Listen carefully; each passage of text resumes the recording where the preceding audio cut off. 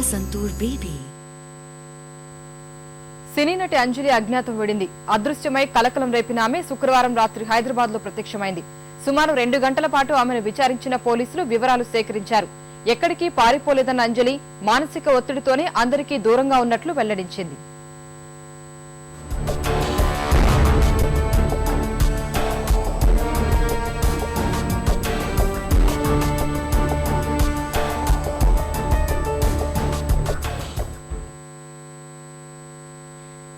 పిన్ని భారతీదేవి తమిళ దర్శకుడు కళంజియంపై ఆరోపణలు చేసి అదృశ్యమైన వర్ధమాన నటి అంజలి 5 రోజుల తర్వాత హైదరాబాద్ కు వచ్చింది. పశ్చిమ మండలం డీసీపీ కార్యాలయంలో ప్రత్యక్షమైంది. కనిపించకుండా పోయిన కేసులో రాష్ట్ర పోలీసులు తమిళనాడు హైకోర్టులో కేసులు ఎదుర్కొంటున్న ఆమె అజ్ఞాతంలోకి వెళ్లటానికి కారణాలను పోలీసులకు వివరించింది.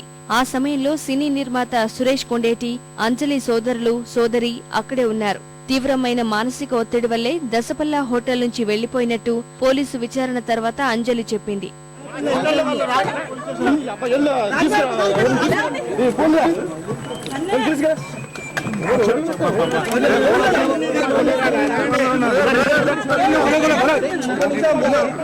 నాకు చాలా ప్రాబ్లమ్ ఉంది. నేను ఆల్రెడీ మీకు అందరికీ చెప్పాను. నేను చేస్తుంటాను. ఇప్పుడు నేను చాలా స్ట్రెస్ లో ఉన్నాను. Thank you so much once again మీ అందరి సపోర్ట్ కి. నేను స్టేట్మెంట్ ఇచ్చానండి. అందులో నేను డీటెయిల్స్ అన్ని ఇచ్చాను. మీరు ఆ స్టేట్మెంట్ తీసుకోండి. నేను చాలా టైం మాట్లాడలేకపోతున్నాను. తొందరలోనే మీకు వచ్చి నేను ఎక్కడికి పారిపోలేదు. నేను మిస్ అవ్వలేదు. నేను స్ట్రెస్ గా ఉంటే రిలీఫ్ కోసం వెళ్ళాను. నేను షూటింగ్ కోసం బ్యాక్ వచ్చాను. నేను ఎన్నో నుంచి షూటింగ్ లో పార్టిసిపేట్ చేయబోతున్నాను.